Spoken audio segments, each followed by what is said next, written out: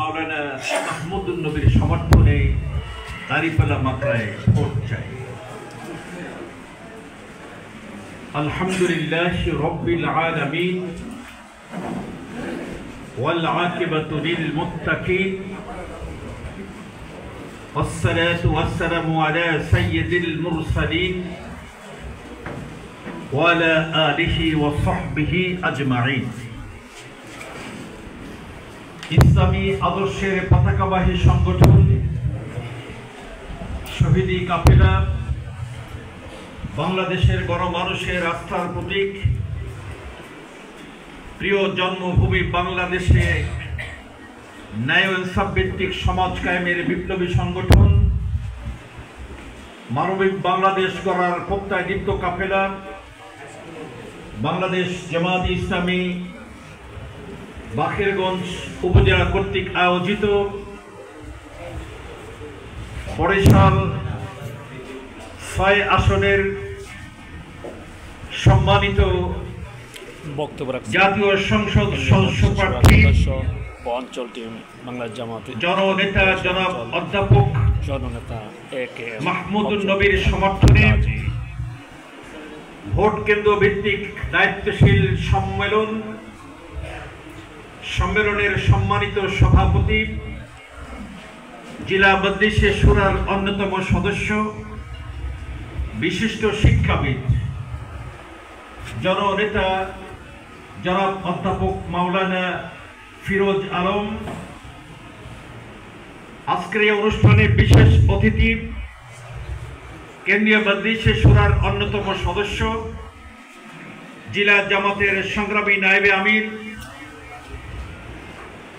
বরিশাল 2 আসনের আমিরে জামাত কর্তৃক জাতীয় সংসদ সদস্য প্রার্থী জননেতা জনাব মাস্টার আব্দুল মান্নান,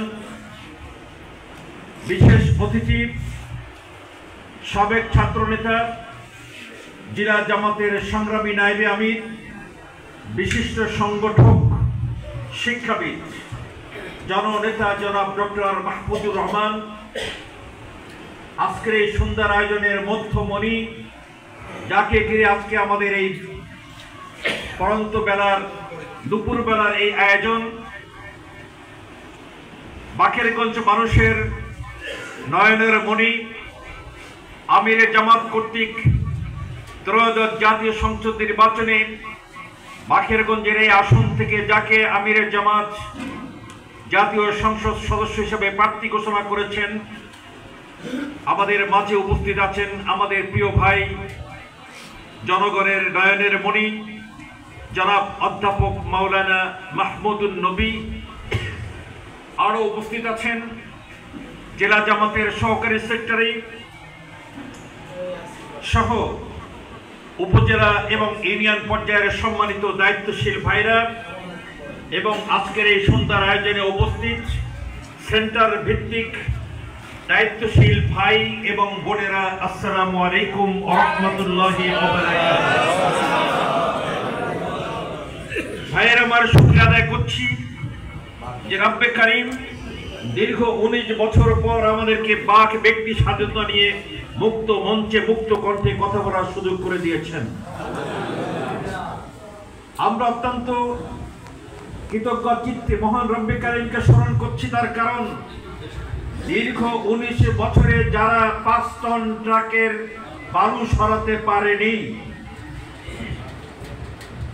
এই ব্যর্থতার শেষ পর্যায়ে গিয়ে রব্বে কারীম তার পক্ষ থেকে আমাদের জন্য আবাবিল পাঠিয়ে 5ই আগস্ট দক্ষিণ এশিয়া মহাদেশের 90 প্রান্ত থেকে আমাদেরকে তিনি মুক্ত করেছেন।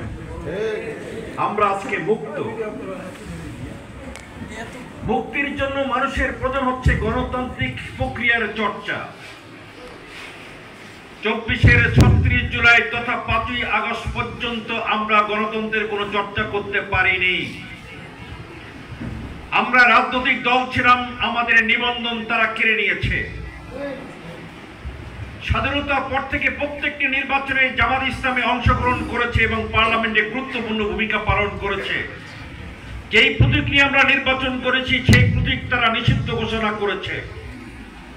আমাদের জনশক্তি শুভাকাঙ্ক্ষী দেশের মানুষ জানতে চেয়েছিল